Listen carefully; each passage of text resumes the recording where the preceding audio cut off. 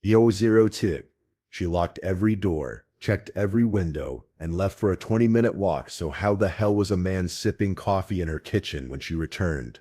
In a quiet suburb of Chandler, Arizona, Emily Carson had just started believing she was safe again.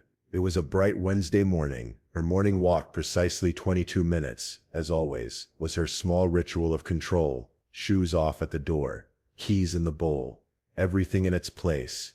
But this time, something felt off. She froze in the foyer.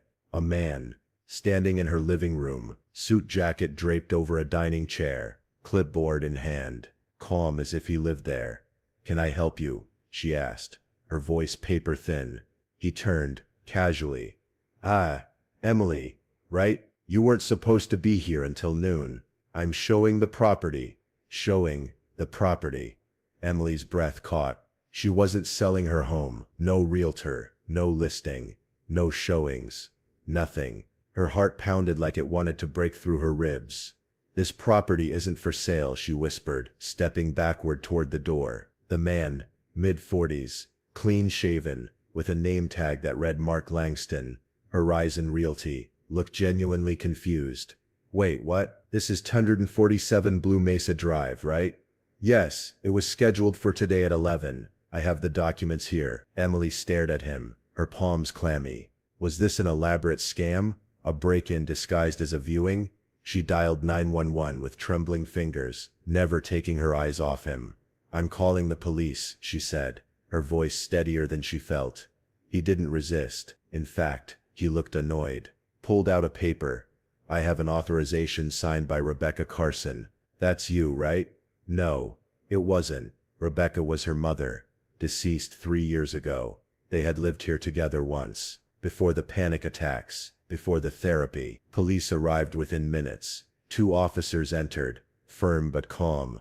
Emily explained. Mark showed them his forms, signed, stamped, official looking, but Emily had never signed them. Her name wasn't even on the documents. What followed was a mix of apologies, confusion, and awkward silence. Mark was escorted out. The officers said it was likely a clerical error. Someone had used old records. Nothing criminal, nothing intentional. But Emily couldn't stop shaking. That night she slept with the lights on. She checked the locks 5 times. Her sanctuary had been violated, not just physically, but emotionally. And she knew one thing for sure. This wasn't over. Intro music. Slow piano over tense strings. 2 days later, Emily Carson stood in front of the Horizon Realty office, heart racing. She hadn't planned to come here, but after being told it's just a clerical error one too many times, she needed answers. Inside, the receptionist gave her a tight, polite smile. "You'll want to speak with Mr. Langston," she said, dialing an extension. When Mark Langston appeared, he looked startled, then smug. "Emily, look, I already explained. This was a filing mix-up. No harm done, right?" No harm.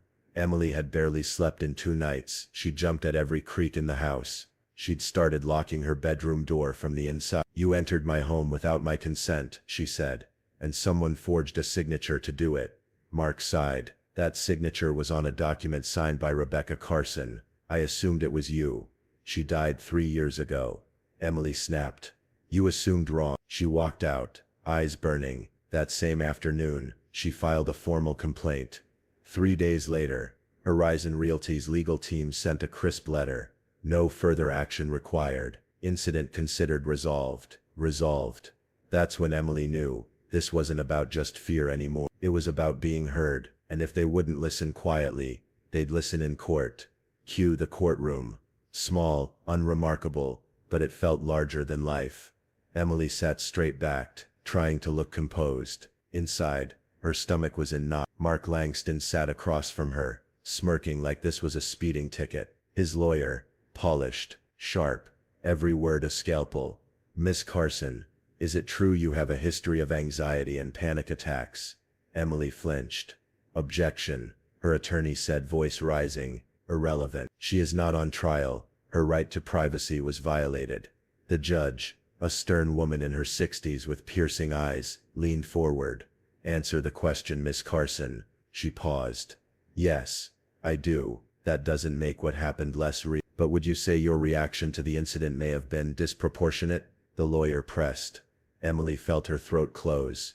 Was she being blamed for how deeply it affected her? That night, she sat on her porch, blanket wrapped around her knees, and whispered aloud, "Maybe if I cried less they'd believe me more." Then came a twist, an unexpected statement from the defense. Our records show a Rebecca Carson added the home to a preliminary listings platform last year. Impossible. Emily had never authorized such a thing, but someone else might have. Cliffhanger. The judge requested a document review and subpoenaed the platform. Emily's heart dropped. Was someone using her mother's identity to sell the house? Music fades out. Quiet, heavy tones. The courtroom was colder than usual that morning. Maybe it was the AC. Maybe it was the weight of what was about to unfold.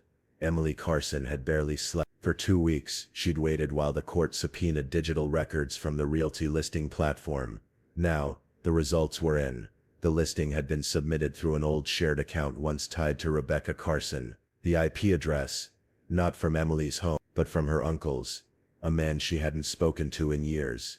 A man who had always thought he deserved the house after her mother passed. "He told me," she whispered to her lawyer, "he'd handle Mom's affairs. I didn't think this."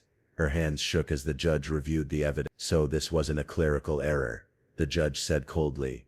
"This was a fraudulent listing, unauthorized access, and violation of privacy."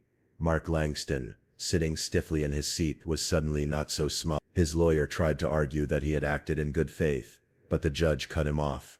"A realtor is not a locksmith. You don't enter someone's home without ironclad consent."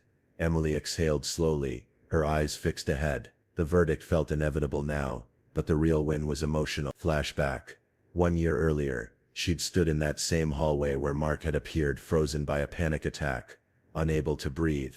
Her therapist had told her then, "Fear is real, but it doesn't get to make the rules forever." And now, she was rewriting the rule. Back in the present, the judge issued the decision. Miss Carson is awarded $5,000 for emotional distress and legal costs. Horizon Realty is ordered to undergo compliance review and ethics training. Emily blinked. She wasn't crying. Not this time. Outside the courthouse, reporters asked questions she didn't answer. She didn't need to. The fight had been about reclaiming her home, her mind, her story. That evening, she brewed a cup of tea, the first one she'd made without double-checking the law. She walked to the door to grab the newspaper and froze. A plain white envelope sat at the doorstep. No postage, just her name in black ink. She opened it slowly. Inside, another property brochure. Another realtor's logo. Another mistake.